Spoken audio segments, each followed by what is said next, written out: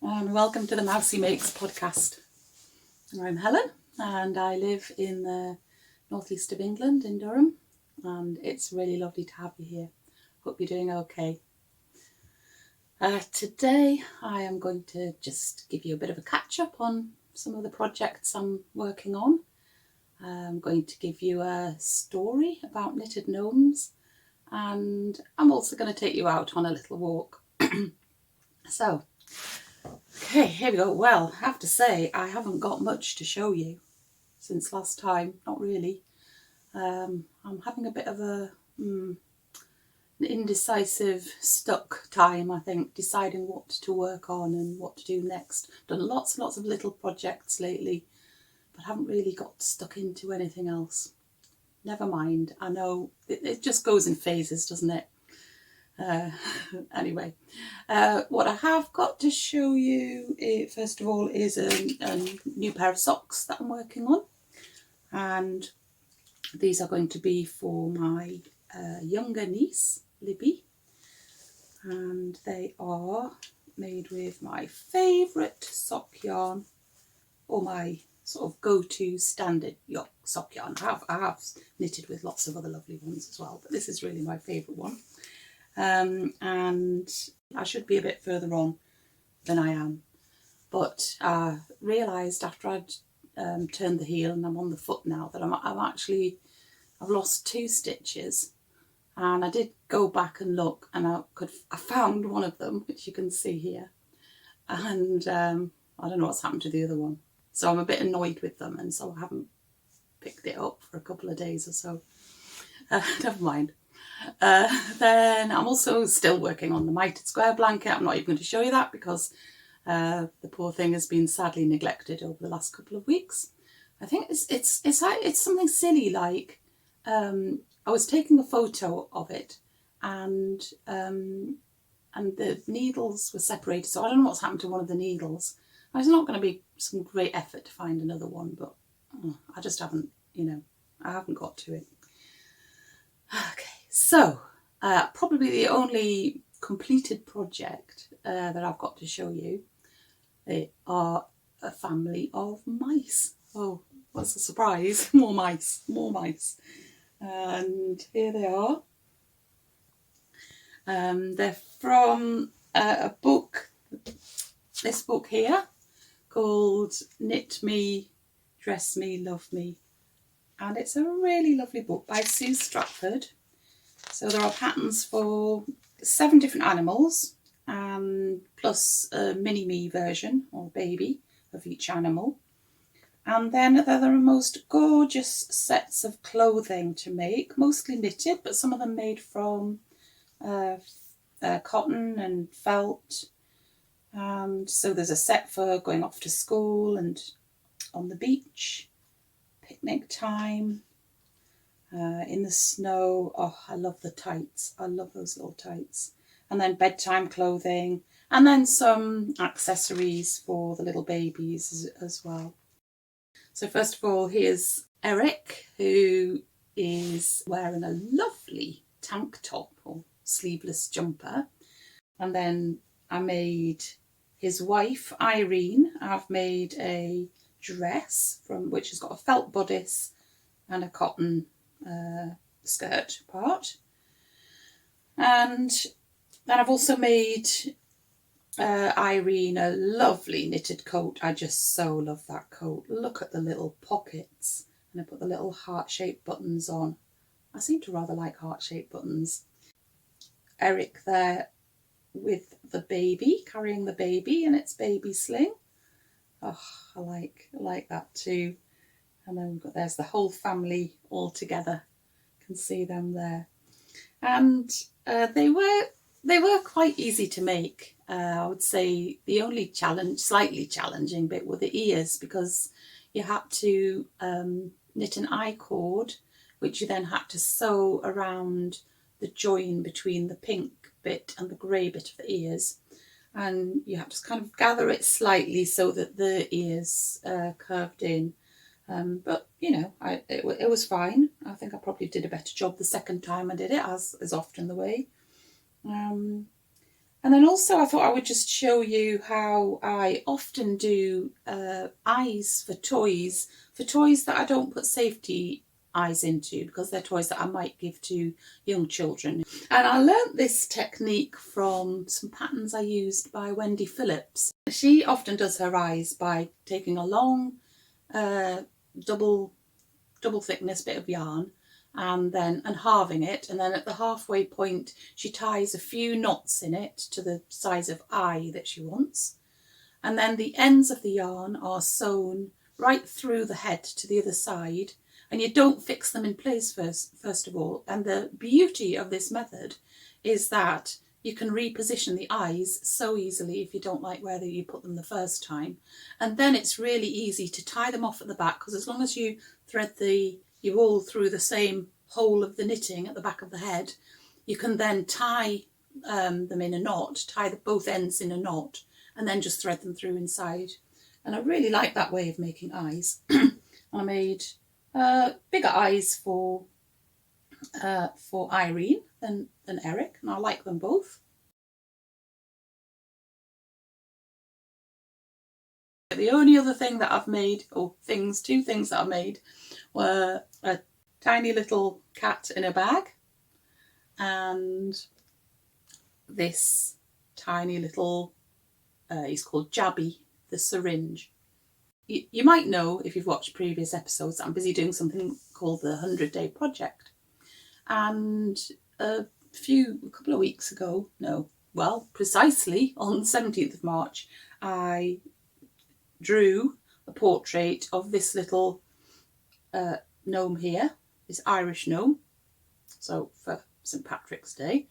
And the maker of the pattern, the designer, should I say, of the pattern, Anna, and I just don't know how to pronounce her surname, who has written has a website called Mochimochiland, and has written lots of books, including this one, Teeny Tiny Mochimochi. So I think Mochimochi are little snacks that you can eat in Japan, if I'm not wrong there.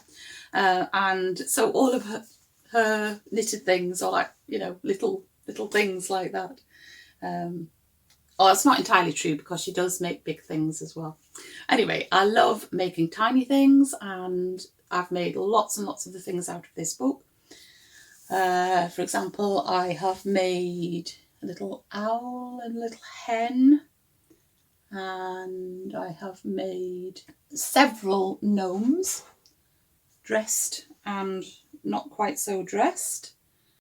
When I displayed the photo of my drawing of the little Irish gnome, the maker, Anna, got in touch with me and said, would I mind if she included the photo in her spring newsletter.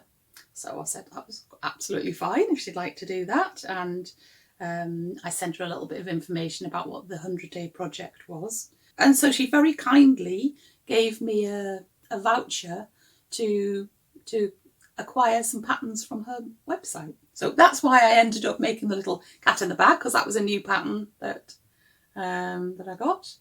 And Cat in the Bag has since had his portrait done, as has Jabby the syringe.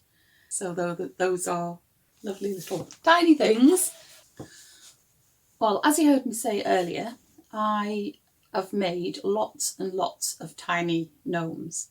And a few years ago, was actually in 2013, I decided to make a calendar, a photo calendar, with the theme of knitted gnomes for various friends and family. And at the same time, I decided to make a book using the photos I'd taken of the gnomes for my niece Nell, who at the time was about 3.5. And I decided that it would be really nice for her to have a book, or to help her learn the months of the year. And so I had it made into a book here. And the photos of the gnomes in different months were in the calendar, but I added the bit at the start about the names of the different gnomes. So I thought you would like to perhaps see this story and see all of the knitted gnomes with this story, which takes you through the year with all of these little gnomes. Through the Year with the Knitted Gnomes by Helen Kettridge. Let's meet the knitted gnomes. This is Richard Red Hat, Oliver Orange Hat, and Yehudi Yellow Hat. Then there's Graham Green Hat, Billy Blue Hat, Iggy Indigo Hat, and finally Vinnie Violet Hat. The knitted gnomes live in a cosy wee cottage at the end of a magical rainbow. In January, the gnomes step and skip in the soft, settled snow. In February, the gnomes keep warm in their winter woolies away from the wild weather. In March, the gnomes are excited for Easter and expect to be eating some excellent eggs. In April, the gnomes rush for shelter from the short, sharp showers. In May, the gnomes merrily make a marvellous maypole dance. In June, the gnomes feel full of joy, frolicking amongst the fabulous flowers. In July, the gnomes pack a particularly pleasing picnic. In August, the gnomes bask and bathe on the balmy beach. In September, the gnomes study silently to secure success at school. In October, the gnomes leap about lightly in the lovely late autumn leaves. In November, the gnomes are blown by the breeze as they build their big bonfire. In December, the gnomes take tinsel and toys to the towering tree and tell us it's nearly time for Christmas. What a busy year they have had. Well, I hope you enjoyed hearing the story of the gnomes. I really love doing that, taking photos of them set up in little scenes. I think that would be my ideal job. Definitely really like to do that.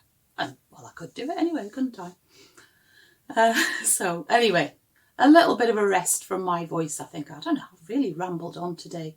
I hope it's made some kind of coherent sense. Anyway, let's just go out for a little walk. I went on recently to a place in County Durham called Hedleyhope Fell. It's a nature reserve and it is really beautiful. It was a really windy day, but we did have a really nice walk. And in fact, when you dip down into the valley, there's a little stream running down the middle. It was quite sheltered down there, but it was lovely. So come and enjoy this walk with me.